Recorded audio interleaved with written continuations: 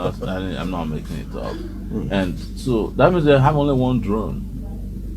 Drones are all over. Even I own a drone for commercial, non-commercial purposes. It's able to go 4 kilometers around and come back to same, just to look around town. You know, when I'm doing campaign, I put it up there. You know, but we can't find it with our police. We can't find it with our army. So even modern ways of collecting intelligence we don't have. We obviously don't have modern, equipment to fight terrorism. We are rationing guns and bullets. We do not put our soldiers in armored personnel carriers. We are using open roof vans that are prefabricated or fabricated locally, and we put gun trucks. You know, the way we are fighting terrorism is driven by corruption. Boko Haram has become a big business. It has become an industrial complex in Nigeria where people are making money from it. Army generals. That's why I said, and I'll repeat it here again, that when I come in next year, I'm going to fire all the serving generals who are involved with the war. Okay. Yes, it's time for them to go. This is how it is done in other countries. You ensure that people who are not doing their jobs they're relieved of their responsibilities. Replaced with another. You replace with. I did a research and found out that there are only 5,000 officer cadres in Nigerian Army of about 300,000 or more. 5,000. So the pressure is much. The reason is that the upper echelon, the generals, don't promote their juniors because they don't want to be edged out. Look at even under the Buhari regime, they have not replaced Army chief of, the chief of staff. You know, all the top echelon of the military have been overdue for replacement for 2 years now. They keep renewing their tenure. It kills the morale of the junior staff. It kills the morale of soldiers fighting out there. The soldiers are bringing out videos showing that they don't have food, they don't have water, they don't have equipment. They apparently don't get enough training. But there are big officers at the top who are growing tummies and having a good time. You saw what happened under Jonathan. Some of them were buying houses, mansions. We found money everywhere in their homes, on the cooking pots, and the tanks over their roofs. We found them in sewage tanks. It's insane what is going on there. And another thing that must be done is also to equip our police to be able to handle civilian issues, so that our soldiers are not brought into the cities to be accompanying wives of generals to parties or carrying bags.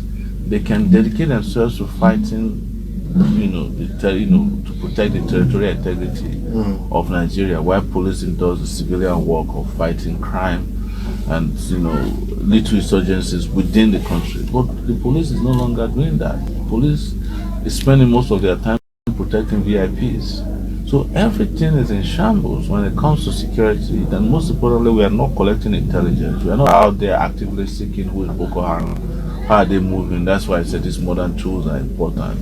Where have they been to? Where did they go to?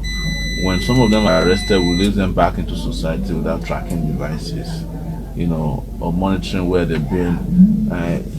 We don't have a lot of strategies being used by other countries to fight terrorism. So we're just doing what they call try and error. And it's a shame. And we can't continue like that. Otherwise, we're in big trouble. Okay. Now, all right. When it comes to the part of education right now, when you look at it for a very long time, even in the budget, the answer is it's quite obvious. Yes. Education and health. Yes. The budgets within those areas is kind of you get higher rates of budgets on other parts, but education and health, which is supposed to be one of the key factors of the country now, what would you do different when it comes to that angle? We have to be specific, and I've said it before. You're looking at 13 million children out of school. You have to pick a child and decide how much you want to spend on each child. And our decision is we're spending 100,000, starting with every child, to send them back to school, pay for lunch, school meals, buy them uniforms, pay their teachers, and build classrooms. Question you ask yourself is how is it that Nigerian rich people can build mansions with all kinds of very elegant tiles, toilets, and cannot build 6 classrooms in the same village? That just put a fan hanging over there, you put 2 toilets, even if it's dug out toilet, that's the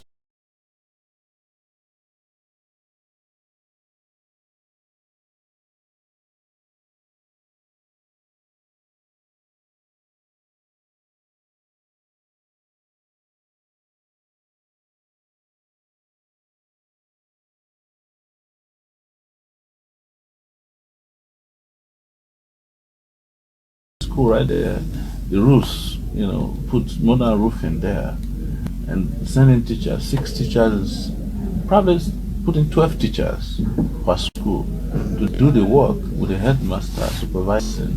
You have a school. We've done it before. We are products of public schools, but they intentionally destroyed. It's not that there's not enough money for education. No, don't let them deceive you. Apart from our budgets, we have intervention funding.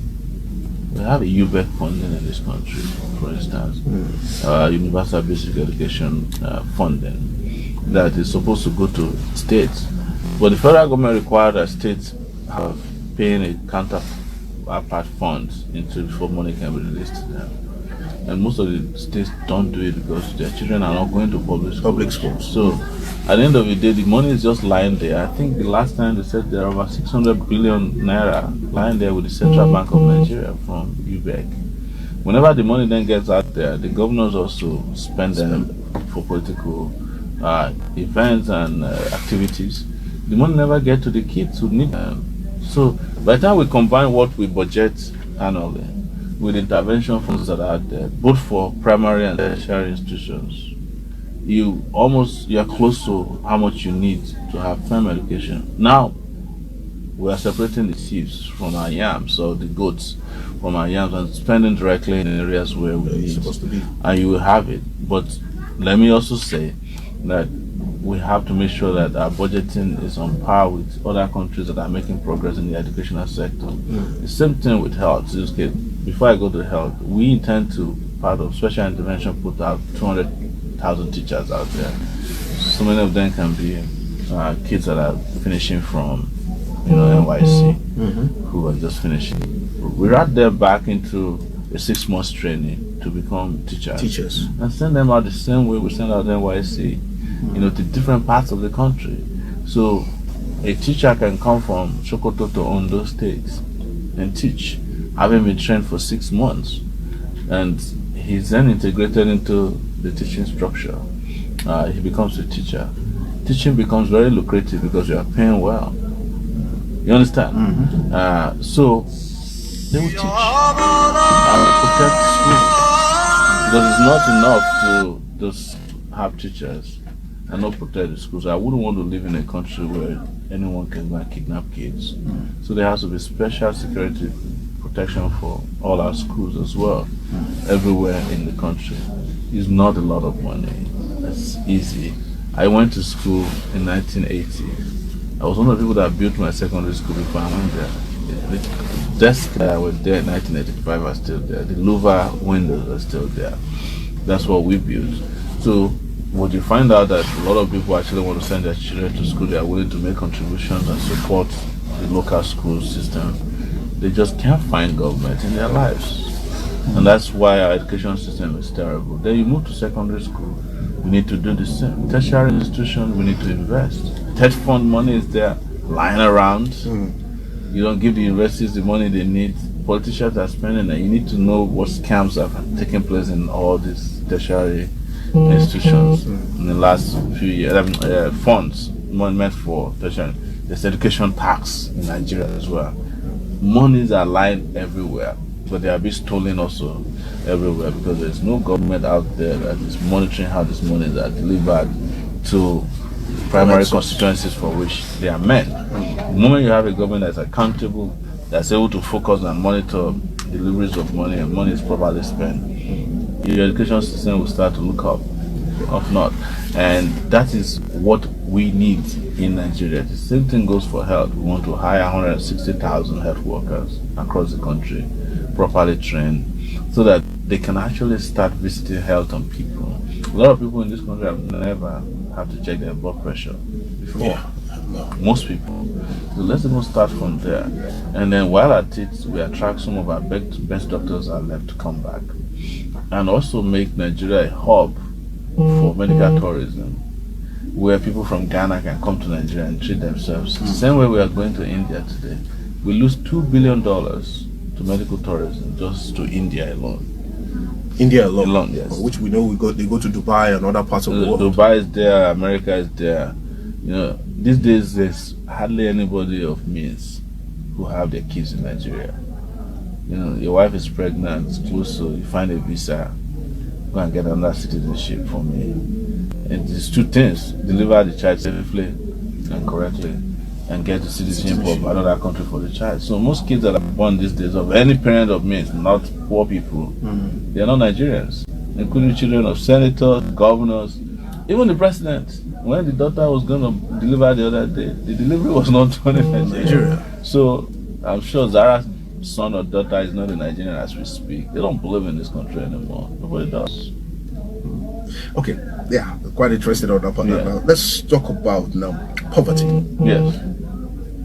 We know this. Right now, we have been known as the hub of poverty. We are the poverty capital of the world.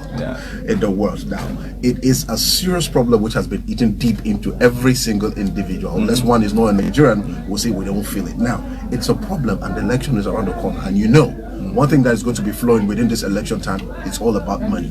Now, how can Nigerians really put that away from the corruption, and how can poverty be tackled on your own now? You know, it's popular education. People need to be educated, and that's what we're doing. Anytime we go around, we meet these kind of challenges too, where people ask us for money, and we stop and talk to them and say, look, the people who have been giving you money, what do they do for you? And it starts to sink in immediately. Oh, maybe these guys are different. And this is a message that needs to be passed on from everybody. First is to understand that each time a politician is giving you money, it's money they stole from you. You're just getting a fraction of it back from them. And they're using that money to also postpone your entitlements. So when you're getting 5,000 naira, if you're lucky, on election day, that's just divide that by another 4 years and tell me how much you get per day.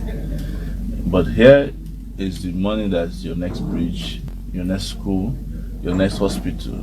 That's what they just gave you. They just paid you in advance. So when you go to a politician and ask them for a bridge or a school, of course they can always point to your stomach and say, you know, we already paid you and you probably have eaten your future. So that education is very important. Secondly, it's also very important that people understand that politicians who are giving you money have no good intentions for you. And as a result, the new currency for politicking must become ideas.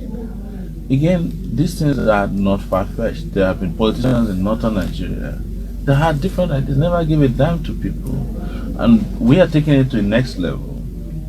On our level, we are not giving people money, we're actually asking money to donate and people to donate money to us. And if you follow us on the internet, we've been raising money publicly, transparently through what they call GoFundMe. By yesterday, we've received $100,000 from donors across the world, Nigerians and non-Nigerians in some circumstances, I think, but not a huge percentage of that is from non-Nigerians. Before they come and say that you're collecting money from other people, other citizens.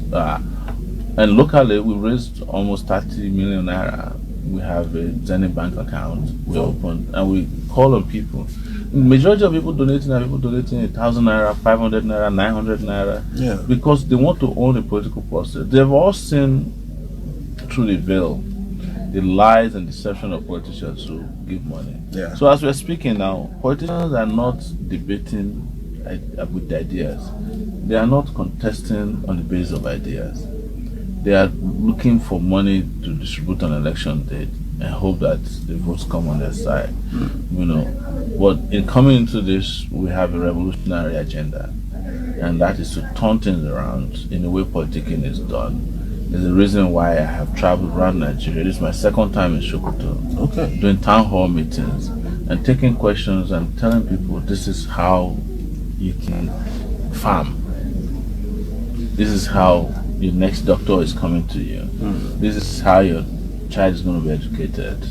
This is how you get roof over your head. This is how your next salary is going to come if you are a worker. And we must get into the production game. And to address poverty, all of this must come together, because, you know, you talk about poverty, it's poverty of cash. It's just one side of poverty. which is driven by other forms of poverty. In the most serious form of poverty in Nigeria is poverty of opportunity. Poverty of opportunity. Yes.